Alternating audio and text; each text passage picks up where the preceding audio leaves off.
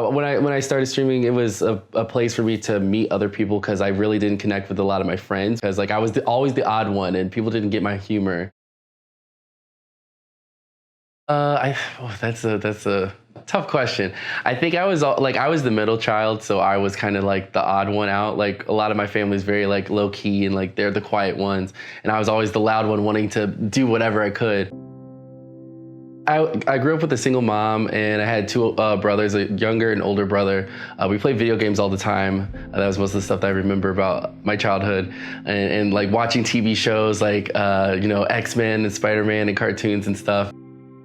A lot of my life, I struggled with, I guess, knowing who I was. I was molested by a family member, which kind of is like the catalyst of a lot of this stuff in my life. And sadly still, I'm kind of dealing with it. And it really caused me to be kind of confused about, I guess, my sexuality at the time. Because like I was starting to feel like, oh, well, this happened.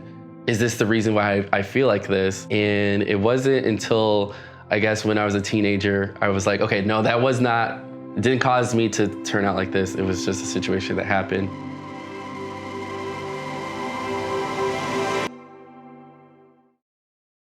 In high school, I was very confused. I tried to date girls and it just didn't feel right. But in college, I had kind of a weird separate life. I was living a double life. I had my straight friends who I'd hang out with and go to bars and stuff with. And then I had my gay friends that I would go with like on Thursdays and stuff or whatever. One day, my friend told me, hey, someone is telling people that you're gay. Like you need to, figure this out. And this was like, at that moment, I was like, okay, I need to come out to my friends because I'm tired of people questioning what's going on. So I like, at the time, wrote a MySpace bulletin about this. And so that's pretty dated. But I wrote a MySpace bulletin, just pretty much explained this. And I remember my best friend from grammar school, his name is Ronnie Smith, so if he ever sees this, he knows this happened. He was the one person I was scared to tell because I didn't know how he was gonna take it. And I remember I sent it to him and I like waited like hours to see his response. And he was like, oh dude, you're cool, it's fine, we're friends. And so it was good. But I still hadn't come out to my family for a while. It wasn't until I was like in a serious relationship for the first time that I felt like I could say something. And once again, it happened by mistake. I got a text like at 3 a.m. from my mom saying, I saw something, I need to talk to you.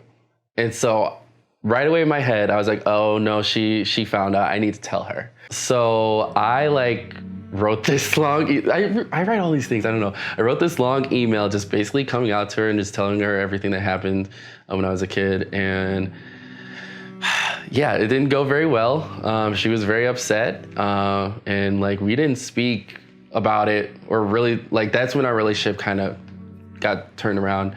And I had talked to my mom in ways I had never thought of before. And, she didn't agree with it. And it was very hard to deal with. And so like, yeah, I went through a few years where me and my mom were kind of like, we would speak, but it was like, we were always battling because I felt like she was attacking my character when she would say these things to me. And it was really bad. But I went through that situation and now we're okay, which is good. We just kind of just live life, which is fine.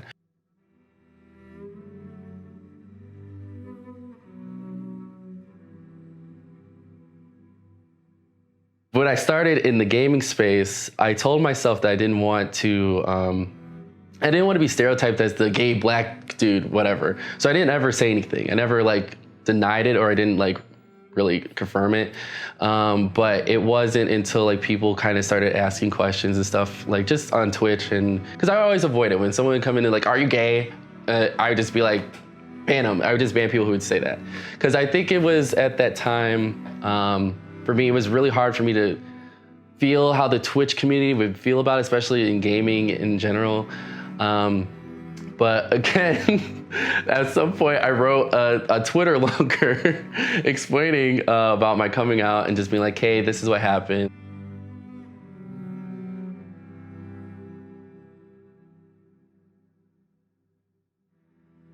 After going through so many coming out stories and talking to people, I've had people who have like heard the news and stopped talking to me completely. I've had streamers who've done that. But it's just, streamers have cut you off because yeah. That's happened. When I first started streaming, there was a streamer friend who, was a friend at the time that we were really cool. And one day I came out to him and he was just like, got really distant and stopped speaking to me. And that experience definitely like marked everything for me. Cause I felt like, you know what, like even in this space, I feel like I can't be myself. But somehow I turned it around and made it into a positive and tried to just continue on with my streaming with that. So luckily for me, it has been a good experience. But it's not always that great.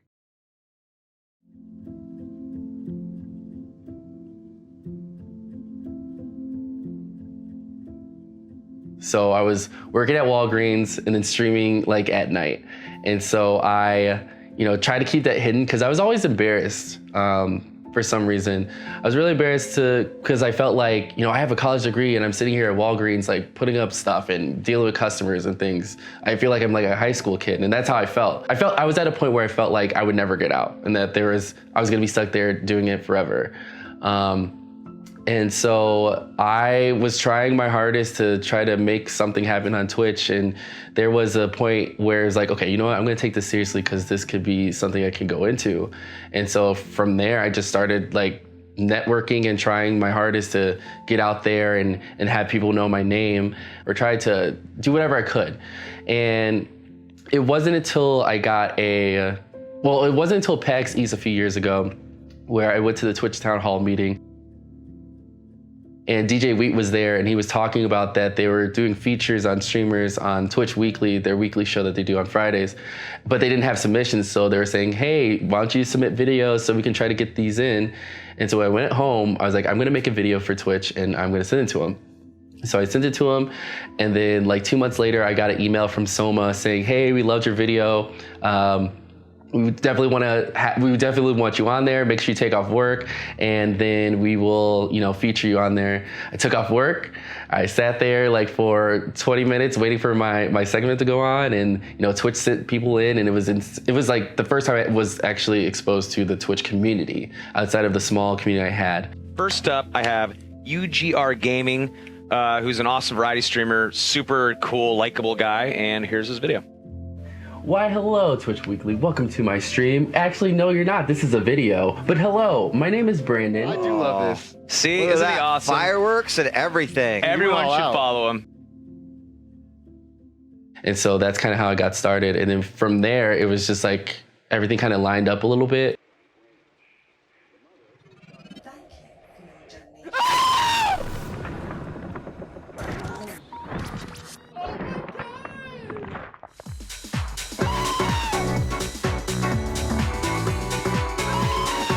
Hello? Are you robbing the McDonald's? Oh my God!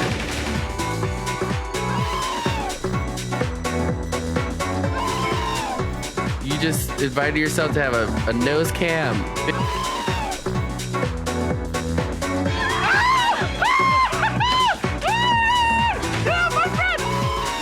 And please.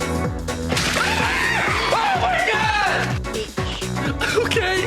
Okay, we found the Karen. Oh my God. Okay, Tiffany, I think she's gonna help us. I think I finally convinced her to help us. Is it good? I have a Karen.